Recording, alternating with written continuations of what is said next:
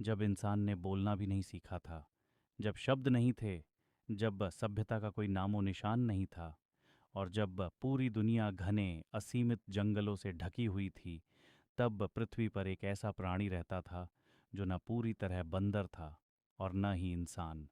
वह विकास की उस रहस्यमयी सीढ़ी पर खड़ा था जहाँ से मानव इतिहास की कहानी धीरे धीरे आकार लेने लगी। उसका नाम था ड्रायोपिथेकस। आज से लगभग 2 करोड़ वर्ष पहले की बात है। पृथ्वी का रूप आज जैसा नहीं था। न शहर थे, न मशीनें, न इंसानी आवाज़ें। सिर्फ प्रकृति थी, अपने मूल जंगली शक्तिशाली रूप में।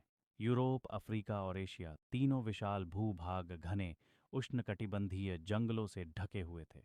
पेड़ों की ऊंचाइयां आसमान को छूती थीं। हवा में नमी थी। धरती जीवों से भरी हुई थी।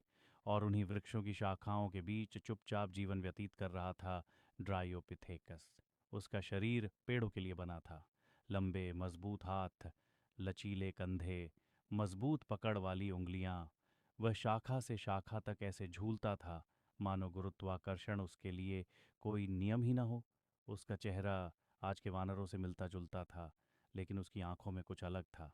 एक जिज्ञासा, एक सतर्कता, एक सोच की झलक। उसका मस्तिष्क सामान्य बंदरों से थोड़ा बड़ा था। यह अंतर छोटा था, लेकिन विकास की कहानी में छोटे अंतर ही भविष्य बदलते हैं। ड्रायोपिथेकस का जीवन सरल था।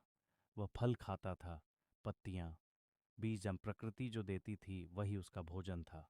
वह शिकारी नहीं था, वह संतुलन में जीता था। पेड़ों की ऊंचाई उसे सुरक्षा देती थी। ऊपर से वह सब देख सकता था। नीचे की दुनिया खतरों से भरी थी। जमीन पर विशाल शिकारी घूमते थे, और जमीन पर उतरना हर बार एक जोखिम था। लेकिन प्रकृति स्थिर नहीं रहती। धीरे धीरे समय बदला। मौसम में परिवर्तन आने लगा। धरती का तापमान बदलने लगा।